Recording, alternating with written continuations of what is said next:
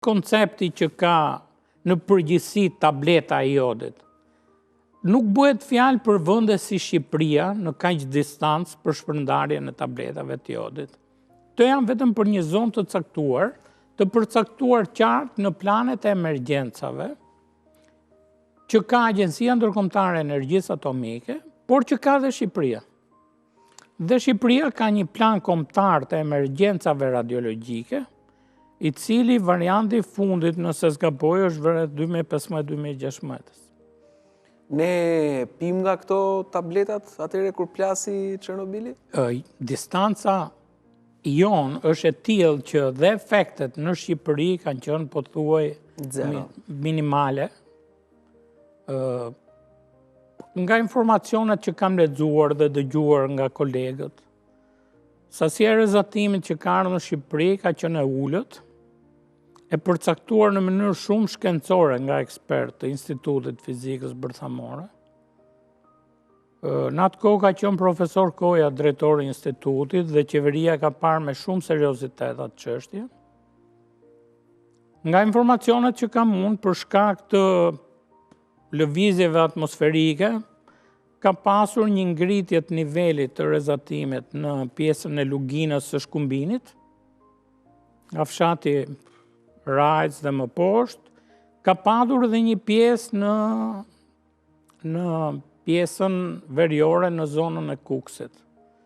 Por implikimi shqiptar, unë sot mendoj që ka qenë minimal, sepse distanca është aq e madhe,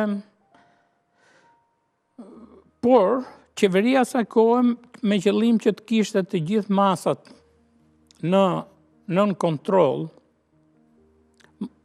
ka marrë dhe vendime të cilat shoqërohen me derdhjen e qumshit në disa zona dhe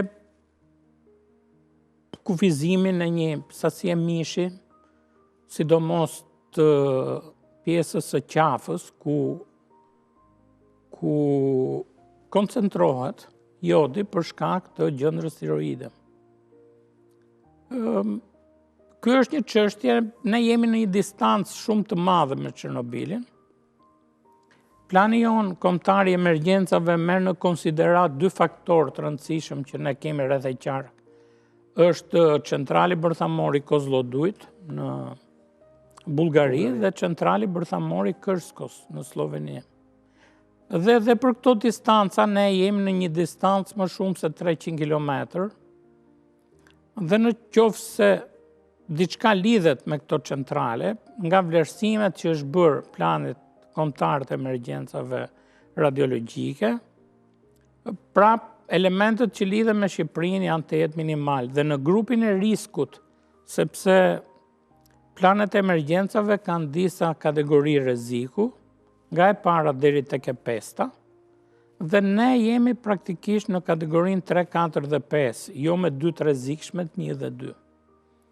Ku kategoria 5 lidhet me ndikimin e centraleve bërthamore jashtë Shqipërisë në territorin shqiptar. Procesi i cili nuk është shumë i thjeshtë për tu menaxhuar. Por në ditët e sotme, krahasuar me vitin 86, situata ka ndryshuar në mënyrë dramatike në terma pozitiv. Agjencia Ndërkombëtare e Energjisë Atomike ka miratuar 2 konventa ndërkombëtare, që një pjesë shumë e mirë e shteteve i kanë firmosur. E para është për shkëmbim informacioni në rast të emergjence dhe e dyta është për asistencë. Pra, ne jo vetëm do marrim informacione, se ne nuk jemi vend që kemi central, por njëkohësisht mund marrim dhe asistencë kur na mungon. Plani kombëtar i emergjencave radiologjike në Shqipëri është një plan modest, sepse është i lidhur drejt për drejt me riskun që ka Shqipëria. Dhe ne në përgjithësi plani jonë mbulon elemente që lidhen me riskjet që ka Shqipëria në këtë proces. Dhe aktori kryesor që është përgjegjës është Agjencia Kombëtare e Mbrojtjes Civile, Komisioni i Mbrojtjes nga Rrezatimet, dhe 2 skuadrat e emergjencave që lidhen me Institutin e Fizikës Bërthamore për analiza radiologjike logjike, njëkohësisht dhe për mbrojtje nga rrezatimet dhe një skuadër që ka zyra e mbrojtjes nga rrezatimet. Por sigurisht, mekanizmi që ka Shqipëria, në rast se do të ketë nevojë për suport nga jashtë, është totalisht i mundshëm, se ne kemi ratifikuar të dy konventat, si nëpërmjet Agjencisë Ndërkombëtare të Energjisë Atomike, po kështu dhe me vende tjera të cilat mund të ofrojnë asistencë. Njëkohësisht kemi të përcaktuar dhe ato element që lidhen me përqendrimin e radionuklideve në ushqime në rast emergjence.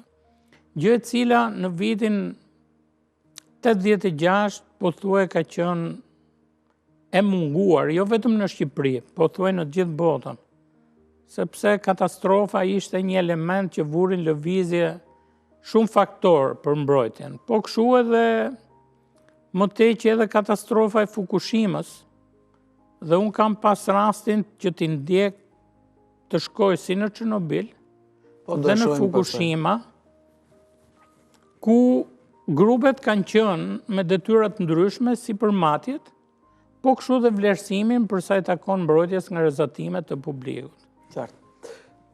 Po këtu ka pasur një lloj legjende të madhe që ushqimet janë të kontaminuara, që hekuri i ndërtimtarisë më vonë gjatë viteve 90 ka qenë problematik se vinte nga Ukraina. Hekuri mund vi nga Ukraina, po s'do vi nga Çernobili. I bie që ata që kanë shitur hekurin të kenë marrë hekurin e Ukrainës aty nëpër pallate ose kanë shkrirë gjëra dhe kanë Kjo është më shumë një legjend për t'i prishur punë njëri tjetrit në biznes, apo? Unë mendoj që është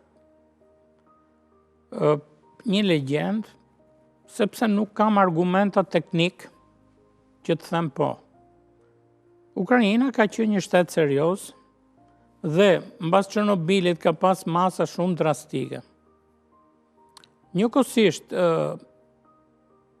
nuk është vetëm hekuri, nga Ukraina ka shumë materiale të cilën eksportohen, por të gjithë vendet kanë një proces regulator për sa i takon kontrollet në pikat e hyrjes dhe daljes. Dhe Shqipëria ka patur ekspert në pikat e hyrjes dhe daljes për sa i takon. I ka ende sot, i ka? I ka ende sot i ka automatike, pra që ti nuk e kupton fare kur hyn dhe del, ndërkohë që ti je i monitoruar nga pikpamja e rrezatimet. Sigurisht që ky është një proces jo shumë i thjeshtë, proces është i komplikuar, por që Shqipëria ka bërë përpjekjet maksimale, jo vetëm për këto pika, por edhe instalimin e pikave për detektimin në kohë reale, ku në çdo 10 minuta ne kemi rreth 11 pika kontrolli në Shqipëri. Si ato të hidrometeorologjisë? Si ato të hidrometeorologjisë, të cilat detektojnë rrezatimin. Dhe ju njoftojnë juve direkt në bazë, apo jo? Korrekt, njoftojnë institutin. Por me teknologjinë që është sot, ne shumë shpejt sa të vi reja, qoftë nga Kozlodui, qoftë nga Kërsko, do jetë CNN-i që do na njoftoj pothuaj në moment, kështu që dhe menjëherë do aktivizohet plani kombëtar për përballimin e emergjencave radiologjike.